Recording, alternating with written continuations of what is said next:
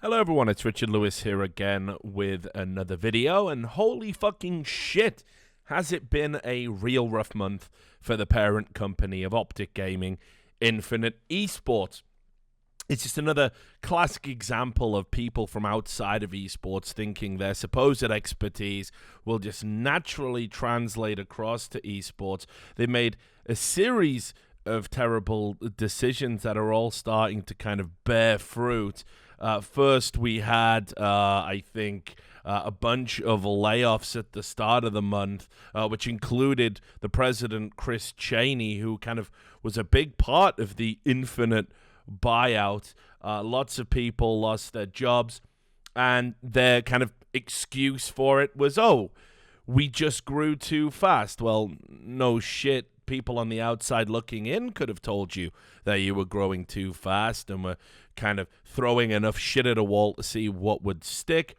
Then this was followed up just the other day by revelations that one of the now departed staff who went kind of a little bit prior to that exodus, a guy called Ali Alakasaba, had been involved in all manner of shady dealings when it came to their involvement in the Overwatch League. And you can read a detailed report all about that over at VP Esports. We'll not be making a video about that. That report is very comprehensive, and that's not what I'm here to talk to you about today. What I'm going to be talking about is the next follow-up in the unbelievably embarrassing debacle of OpTic Gaming / Infinite Esports. And that is that one of their players, Nikhil Forsaken Komawat, from the newly set up OpTic Indian CSGO team, was caught on stage during a big LAN event in Asia cheating. Actually cheating, not ghosting, not looking at monitors, not talking to his colleagues during Fade to Black, which isn't a thing. Anyway, I'm talking actual legitimate cheats on your PC hacking at this huge tournament, and yes, caught absolutely fucking red-handed. Now, just to give you a bit of background, the expansion into India had been the brainchild of the Infinite Esports management, who saw it as a means to expand their global brand awareness for a comparatively small investment. And you got to say, with all the headlines that are likely to come out over the next 24 to 48 hours, that's going to have backfired massively. It's almost as if you really need to do your fucking homework before you go off into uncharted territory. To give you some background on how it all started, the quest for the OpTic Indian roster began in May this year with a collaboration with So Strong, which is a terribly named pugging system for the Asian region that also runs tournaments along similar lines to ESEA and Face It. Top players from the region put their name forward for trials where OpTic management picked the players they felt excelled and worked together well, and unsurprisingly, Forsaken was among them, and they revealed their official lineup on the 1st of June. Now, I say Forsaken was unsurprisingly among them because many players in the Asian region had been calling him bullshit since 2017. That was like the first thing the Indonesian sensation Bentet tweeted out after the incident, and he wasn't alone in calling out the Indian player.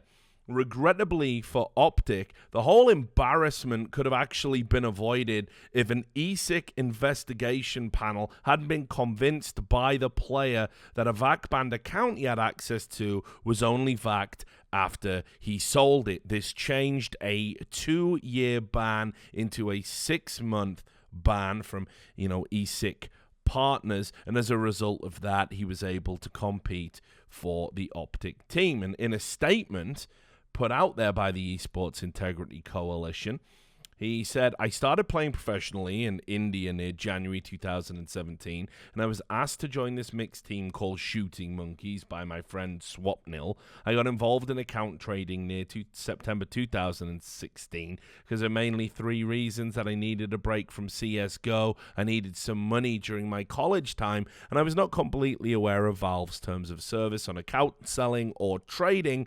But I know that's not an excuse to do something illegal or unethical for violating Valve's terms of service. I must serve a punishment.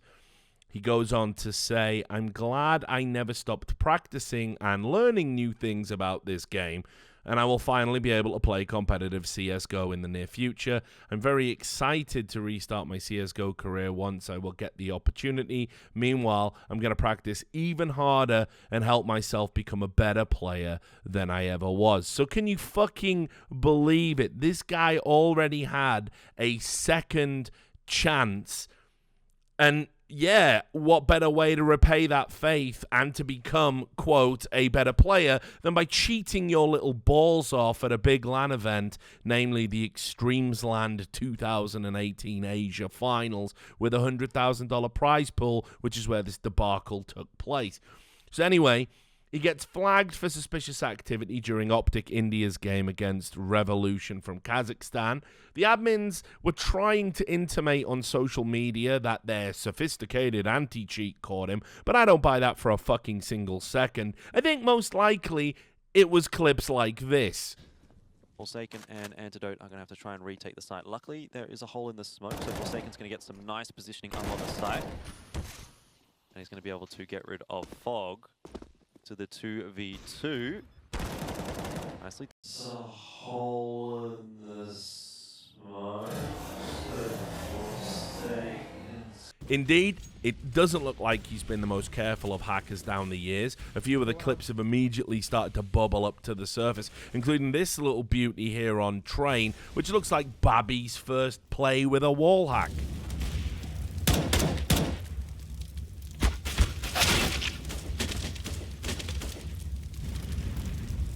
The game was stopped and the admins wanted to check his PC, which gave us this amazing clip of him trying to stop them checking out the cheats. He had to frantically, manually delete. Just look at the blind panic on his face.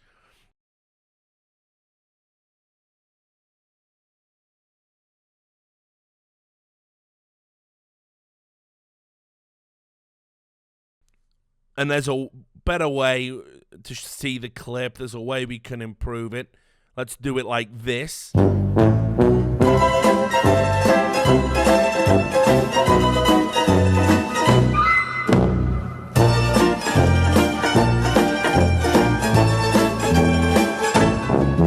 Yep, loads better, wasn't it? Now, shout out to Losing Y0102 for those clips, and indeed for this image of the files that they were able to recover and was put out publicly. It's really some fucking amateur hour shit. People were naming cheat files after benign programs back in like 2008. It's been going on for a long, long time, and generally the only environment you would ever get away with this in would be a BYOB LAN. Doing it at a LAN tournament where the admins monitor everything that goes on the PCs is just absurd. It's not going to fool a fucking admin at all. It's also unbelievable that we can assume he paid for this cheat and it didn't have a fucking kill switch. You know, how stupid do you have to be to try and get away with this? So anyway, the team was, of course, summarily disqualified. Forsaken was immediately kicked from the team, and his teammates made it abundantly clear that they knew nothing about his cheating, which, all things considered, is fairly plausible because think about how this team was kind of thrown together by different players who didn't necessarily know each other before. So I'd be willing to give them the benefit of the doubt on this one.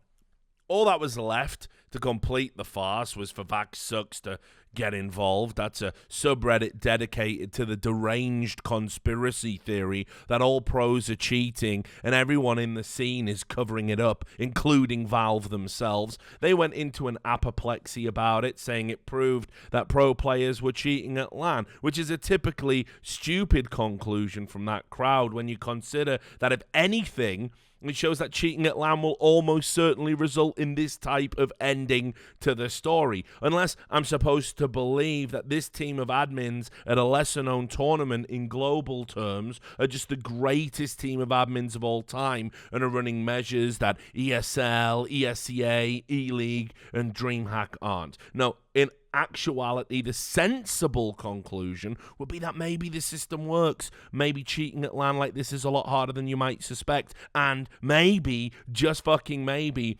hardly anyone is fucking stupid enough to try it. There are still some questions, though. It's not a VAC ban, so this player technically could still compete at Valve sanctioned tournaments and qualifiers if anyone were willing to pick the player up. I don't know if Valve will be willing to make an exception in this case. And what about other tournament organizers? Traditionally, TOs haven't mirrored each other's bans because it can lead to legal challenges because you don't necessarily have the evidence to substantiate the ban. This is of particular concern to ESL, who are based in Germany, where I'm told German cheaters have tried to contest ESL bans and might have grounds to do so, or better grounds to do so, if it was a mirroring of another platform's ban. But you've got to consider ESL does run an Indian pro league. So can the newly appointed most high-profile cheater be allowed to show his face in that competition? I mean, one thing I'll say is I know about cheaters, they don't really have a lot of fucking shame.